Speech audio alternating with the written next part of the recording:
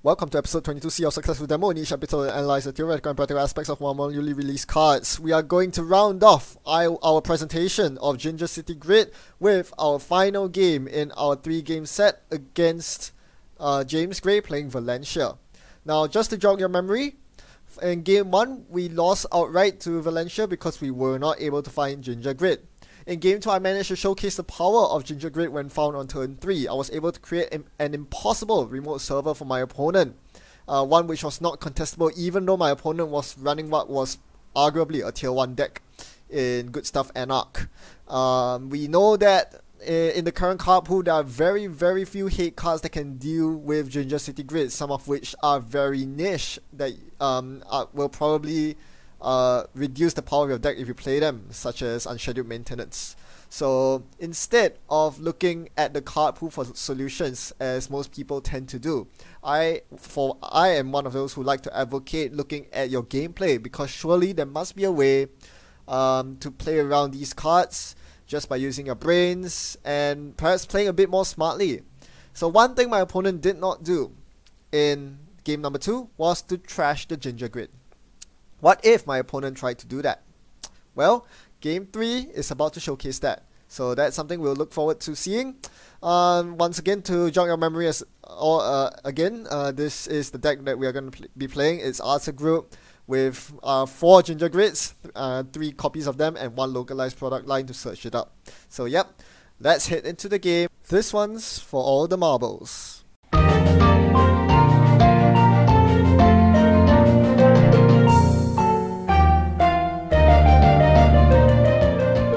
Not the best of starts, I have to admit, mulliganing an awful hand into a bad one. Both my initial opening hand and the mulligan had 5 agenda points in the opening 5 cards. The only saving grace of my opening hand here is that my mandatory draw was actually an ice. And it's the Miraju, which actually isn't the worst considering that I have 5 agenda points in my hand. I also have a Jinja City Grid in my hand, which is huge. At least that's one card I don't have to worry about finding this game. So my opponent right off the bat goes for turn 1 mining accident, and that is a pretty bad, yeah, that's not very good for me at all. The good news is my opponent did not dig through the deck very much. They was busy spending their clicks playing Show Gamble and Mining Accident. So they didn't get too many breakers in the bin, no injects or anything. As such, with no paperclip in the bin, it seems pretty safe to just drop the Jinja City Grid and the Seder Adaptive Barrier in the remote here. The awkward thing about leaving Jinja City Grid to incubate on its own when installed in the remote is that my opponent could easily run it, and I'll be forced to pay the money to res the Seder Adaptive Barrier. So I click for credits there to ensure that I would have the money to res the Seder if my opponent chose to go for it. Thankfully, my opponent is not interested in running the remote, so they fetch a Vitruvius off the top of my deck instead, and I res the Jinja Grid before doing my mandatory draw. So my mandatory draw was an Architect, and as such I was able to stack it onto the remote with Jinja City Grid. This triggers my Arthur ability. I press no trigger at first, but then I realized I had a Marcus Betty in hand, might as well trigger it on Marcus Betty. There was no reason for me to install Marcus Betty on any of the centrals, so Betty in the remote makes a lot of sense. Even though my opponent knows this is an upgrade or an asset, it's not an agenda. Because Arthur doesn't allow you to install agendas, it's fine, because this defends my remote, defends my Jinja Grid, and also about to defend my corporate sales team, which I also put in there because there are too many agendas in my hand. A very good move for my opponent this turn would be to slam into HQ. If they do so, I want to be able to res my Miraju, shuffle in my Ikawa project, and have no agendas in hand for my opponent to steal. That is the objective. This is why I put the sales team in the much safer server 1. If it were in my hand, they would easily be able to steal it and get up to 4 points, which is definitely not desirable. My opponent continues ignoring my remote, instead forcing the issue on my centrals, running my R&D and then playing a second mining accident, this time forcing me to take the bad publicity, because if I don't, they can easily run my remote and dismantle it. So yeah, I was forced to take the bad pub there, and that's always bad news for a deck that wants to tax the runner out.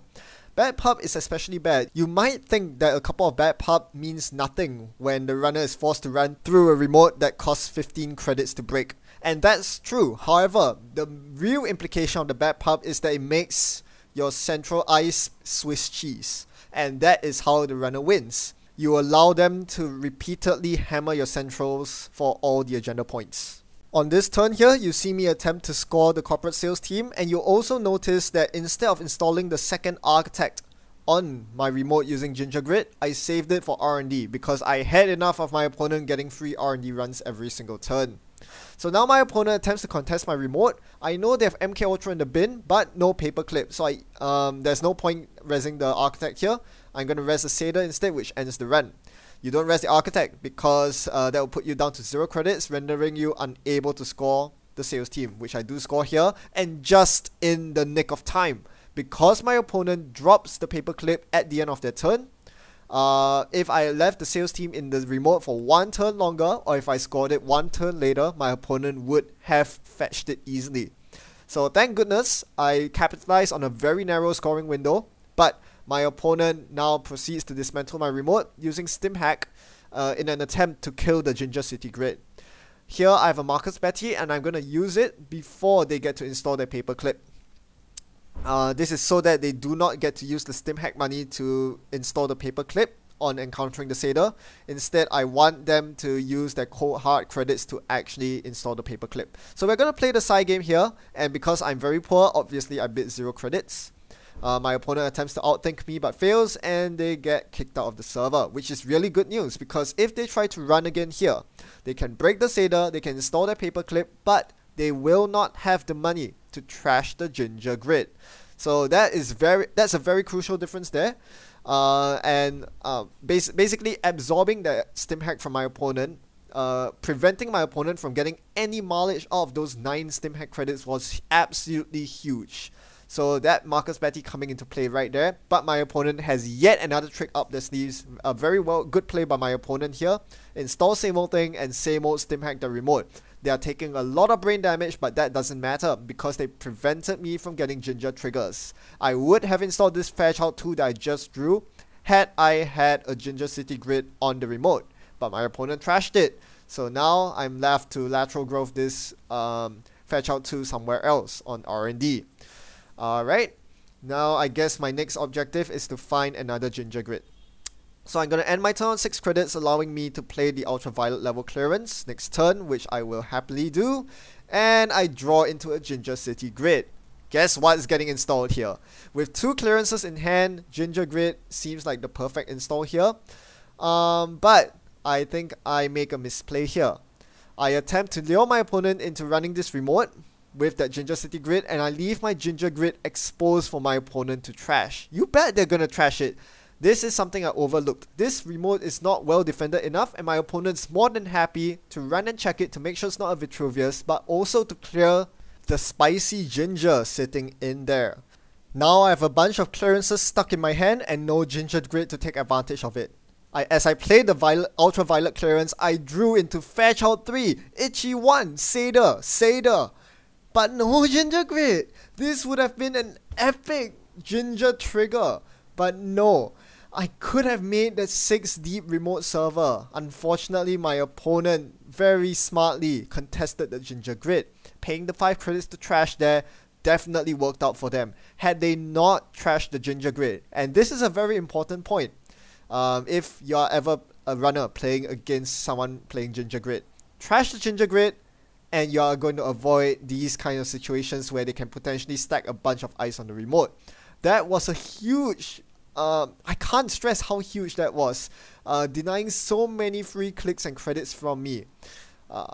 My dream remote server is now shattered. I was forced to discard one of my precious Satyr barriers because I was down to discard the max hand size.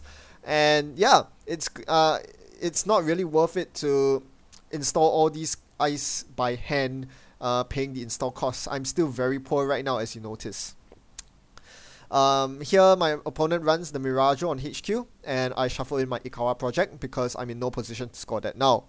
So for those of you who are thinking, yes, what I should have done as the court was, instead of installing the Jinja Grid in the very the poorly defended remote. The Architect and Satyr were very easy for my opponent to break. What I should have done was leave the Jinja Grid in my HQ. Then on the next turn, install the Jinja Grid, res it, and then play Violet level clearance on that same turn as the terminal. I would have drawn into the same 4 eyes. My Jinja Grid would have done a lot of magic, all without the risk of my opponent running my remote and trashing the stuff. Now we're in an awkward position. I do not have my win condition of a super stacked remote built. My opponent is rich, they have 15 credits to their name with a Liberator account sitting there. What am I to do? I've scored 4 points thanks to the never advance ability of Vitruvius. My opponent can't be checking my remote every single time, yet that doesn't win me the game. I need to get to 7 agenda points, and there's only 1 never advanceable agenda left in my deck. There are no Biotic Labors, no G's Model Bioroids, so I need to advance agendas the old-fashioned way. With my available options dwindling each turn, I decided to go for a big bluff play here. I was going to bluff my Chrysium Grid as a defensive upgrade on the remote. Maybe an Ash, maybe a Batty. I was hoping to deter my opponent from running my advanced sales team so that I can score it next turn and get up to 6 agenda points. Maybe then I can threaten the never advanced Project Vitruvius as my win. I caught a massive lucky break right here. My opponent got greedy and decided to Retrieval Run Fem for on the Satyr in the innermost ice instead of the outermost Fairchild 3. They did not know that it was a Fairchild there, but when they encountered the Fairchild without femming it, they realized they did not have Black Orchestra in the bin. They were unable to break the Fairchild, and I kicked them out of the remote. And that was huge because that allowed me to score the corporate sales team. So I'm now up to 6 agenda points and threatening match point.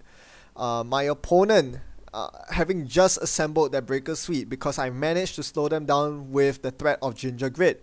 Don't forget, they have trashed 2 Jinja Grids by this point. They spent 10 credits trashing the Jinja Grids, plus all that money installing the breakers and running through my Architect and Satyr barrier multiple times. That ground them down to a halt. You notice that even though it's turn 12 by now, they are still barely halfway through their 50 card deck. So yeah, I have definitely slowed them down by forcing them to place all that pressure on the remote. And it's starting to pay off right here. Now I need to look towards the long term. How am I going to close out this game? Well, firstly, I do not want them to get to match point. You never want them to be able to Hail Mary on Centrals to win. Hence, I start defending Archives preemptively against Rebirth Omar, as well as a Chrysium Grid on R&D preemptively to defend against Indexing. We both know each other's decks by now, so I knew that was his win condition on my Centrals. That was why I needed to defend. My opponent also knew my Jinja City Grid threat, which was why they were so insistent on running my remote and trashing the heck of my Jinja Grids. My opponent has been making the right call so far to trash the Jinja Grids. As I said, if they did not trash them, I would be building fat stacks of ice on that remote. Right now, it's a pretty tense game. I'm well ahead, but my opponent's by no means out of the game just yet. As I play a Violet level clearance here, I draw into an agenda. Not one that I want to score though. Ikawa is overkill. On 6 agenda points, you don't need to score an Ikawa to win. And I still haven't found my 3rd Jinja Grid yet. Again, this is why trashing the Jinja Grids is so debilitating against my deck. Oh, speak of the devil, here it is. But anyway, what I wanted to say was, with 2 of my 3 Jinja Grids in the bin, the chances of me drawing my last one are very slim. And when you draw it too late, as I did here, it's turn 14 by now, this Jinja Grid is only going to do so much. So I'm just going to install the grid here. And right now I'm wondering, how can I make the most out of this Jinja Grid? As I said, its efficacy is limited at this stage of the game when the runner is pretty well set up. Going back to the sales team that I scored earlier, this is why getting to match point is so important. I am now able to find a second purpose for my Jinja Grid. I'm now using it to bluff as a Project Vitruvius. My opponent knows that that is probably my win condition, and I'm going to play mind games with my opponent here and hope that they Hail Mary this remote server only to find that it's not a Project Vitruvius, but a 5 to trash Jinja Grid. That would annoy the heck out of them. Of course, the beauty of this play is that all is not lost if my opponent decides not to run my remote. I can simply rest the Jinja Grid and play the ultraviolet clearance in my hand to stack ice up as I normally would. Sure enough, my opponent took the bait. Seeing that the win was imminent for me, they went for a last-ditch retrieval run for a fem, having to plow through my Fairchild 3 for that. They were able to fem the other Fairchild 3 on my remote, but had to face with the Strength 6 Satyr barrier on my remote. They started this turn with 16 credits, but by the time they arrived at my Architect, they were down to 3. They can't get through unless they let the Architect fire. So they gave me a huge advantage here, allowing me to get an Architect trigger. Of course, my opponent was playing very carefully here, allowing one remaining click so that I couldn't simply install a Project Vitruvius in a separate remote to cheese out the win. So I took some time to think about my Architect trigger here, because obviously the game was by no means over. Who knows how many more stim hacks my opponent has in store for me. After thinking for quite a long time, because there was a Vitruvius in R&D, I was trying to think to see if there was any way at all I could cheese out a win, but with one click remaining for my opponent, that seemed pretty hard. So in the end, I just did a bunch of irrelevant triggers. I got one more ice on the remote, which makes it all the more taxing, but that was about it. My opponent wanted in, I let them in. They got to see my Jinja Grid in all its beauty. And the best part was, they couldn't afford to trash it. This was the decisive moment that tilted the game heavily in my favor. At this point, it's my game to lose. My opponent ended their turn on a single credit. So, knowing exactly what's on top of my R&D, the gameplay became simple. I res the Jinja Grid, even though that wouldn't do much, knowing that there weren't any ice on top of R&D after seeing all of them with Architect. But I did know that my Ultraviolet was going to draw me into my winning Vitruvius, which I threw right into the remote, and I'm just gonna never advance my way to victory. There's no way my opponent's going to be able to contest this remote here. That extra Fairchild 3 on the remote boosted my Satyr Adaptive Barrier to Strength 7. That's a minimum of 6 credits my opponent needs to get through that remote. There's no way it's gonna happen. They did find a stim hack, but with Fairchild 3 to guard the outside, at what cost? 3 to install the Black Orchestra, 6 to break. Yeah, there's no way they're getting through this, at least not without letting the Architect fire. Even with double fem, a powerful setup that negates even the strongest of ice like Tollbooth, it was still no match for the sheer quantity of ice I managed to lay on my remote. My opponent was 7 credits short of making it to the end of the server. That Vitruvius was mine to keep, even through a double fem stim hack run on the remote with no defensive upgrades whatsoever. So this game showcases what happens when the runner decides to go aggressive, trashing both my Jinja City grids this turn. Well, it certainly hindered me. I was slowed down to a point where I had to score behind very precarious positions. Had my opponent been able to contest my agendas at any point this game, the outcome could have been very different. Unfortunately for my opponent, contesting my Jinja grids came at a cost for them as well. They spent so many clicks and credits trashing my Jinja grids and running through my ice that they weren't able to adequately set up their own rig. As you saw when they ran through that Fairchild 3 towards the late game, without a Black Orchestra ready. That goes to show you how lacking of a setup they had, because they spent so much time contesting my stuff that they didn't even have all their breakers out yet. So yes, this is a mark of a good court card. One which forces the runner into a lose-lose situation. Either they compromise their own setup, or they concede the remote to the corp. And even though my opponent made the correct play this game in trashing my Jinja grids, it doesn't auto-win them the game. You can't just expect to win the game just because you trash the Jinja City grids. That's not how life works. You still need to be a lot more precise with your remote strikes, and yeah, my opponent just fell just short this game, like with the fem targeting. That mistake cost them could have arguably cost them the game. And another good hallmark of a good co-op card like this is that there are hardly any silver bullets to fight Jinja City Grid. I think Political Operative comes the closest to dealing with it. Perhaps Councilman as well. You don't want to be playing subpar cards like Unscheduled Maintenance as mentioned before. Instead, what runners can do instead of directly hating against Jinja City Grid is to pack better breakers to deal with Jinja Grid's ice.